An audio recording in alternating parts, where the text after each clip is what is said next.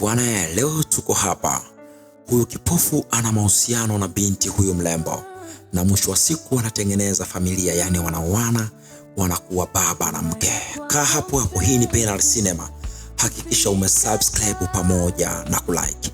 Sasa ngoma inaanzia hapa. Binti huyu alionekana akiwa katika kiza kinene, anakimbia na haieleweki kitu gani kinamkimbiza, yani katikati ya msitu yuko peke yake na anakimbia, na ameonekana ni mtu ambaye ana hofu na anaoga na hajui anakoelekea, ni kama anakimbia kuyasalimisha maisha yake.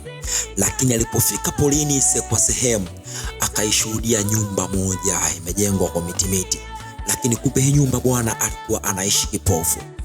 Na alipokuwa akigonga, kumbe kuna mzee alikuwa anamcheki kwa nje.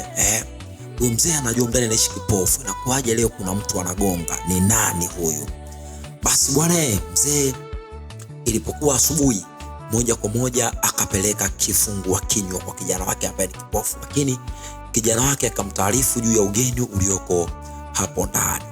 Lakini binti na yeye kwa sababu ni mgeni na amepokelewa hapo ndani, akawa hana budi kusogelea kile chakula chake ambacho anakaribishwa. Lakini mshikaji pale pale akaanza kumwambia binti story mbili tatu, na binti akataka kujua kwa nini umekuwa kipofu.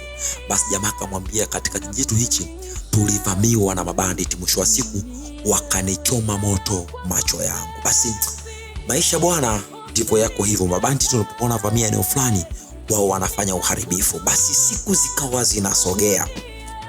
Mwisho wa siku binti akilala usiku anaweweseka, kuna matukio anayakumbuka. Kumbuka binti na yeye kumbe nyumbani kwao amekimbia, hao mabanditi wamevamia nyumbani kwao, wameweza kuchoma moto na kufanya uharibifu. Mwisho wa siku binti amekimbia.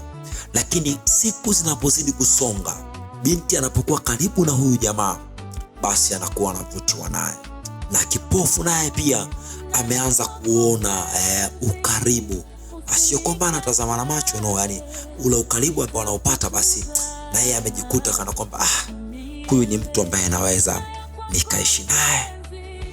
Basi leo walipokuwa wanapata kifungua kinywa tena, basi moja kwa moja kipofu akamwambia, bana mimi ninaomba nikuoe, ninahitaji uwe mama wa watoto wangu. Lakini binti akamwambia, hapana, mimi hapa ninahitaji kurudi nyumbani. Lakini kipofu analalamika, unaniachaje peke yangu katika hali hii?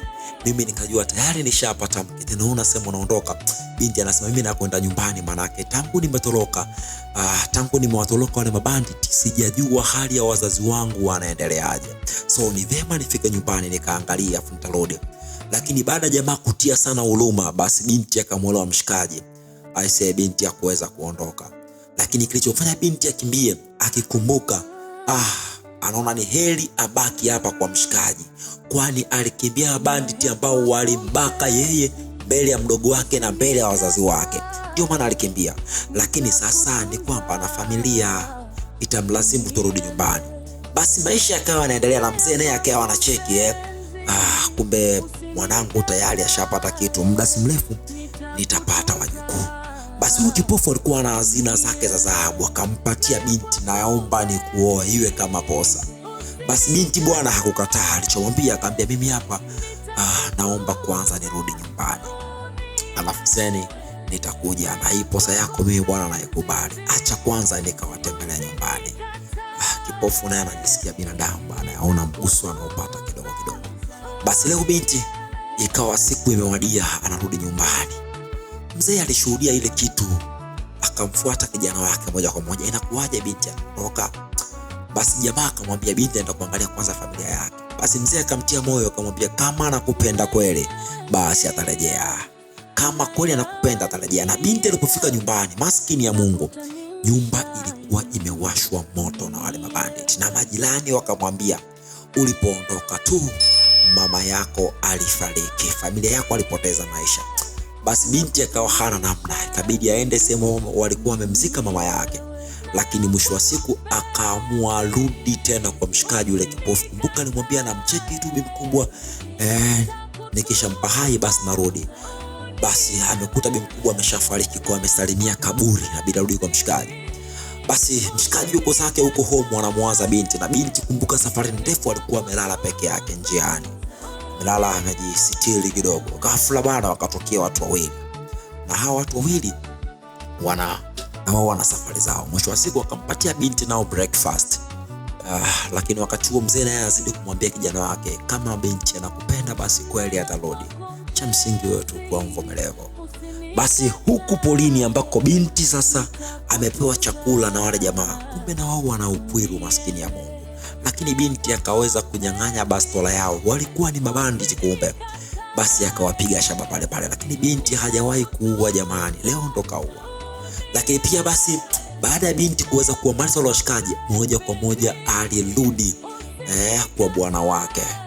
Aise, yule kipofu alifurahi sana kuona mwamba karudi. Lakini haukupita muda mrefu, yani binti karudi ndani, bwana mabanditi pia wakawa wamevamia ile eneo.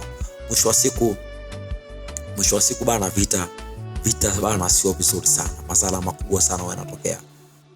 Lakini kwa bahati nzuri binti kupona katika bastola la wanyang'anya wale bandit, basi akaweza kuwashambulia. Lakini huyu mmoja aliyebaki hapa ni mtu ambaye wanamfahamu yeye, akajitetea na kwamba bana ndio alikuwa anapambana na mabandit, kumbe na yeye ni mmoja wapo wa mabandit.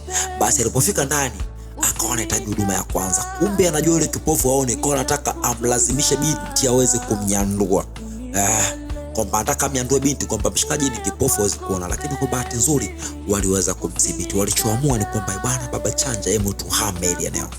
Wakaweza kuondoka kuelekea mbali zaidi ili kuweza kufurahia matunda yao. Bwana, hii ni Penal Cinema. Usisahau kusubscribe, kushare pamoja na kucomment. Bye bye.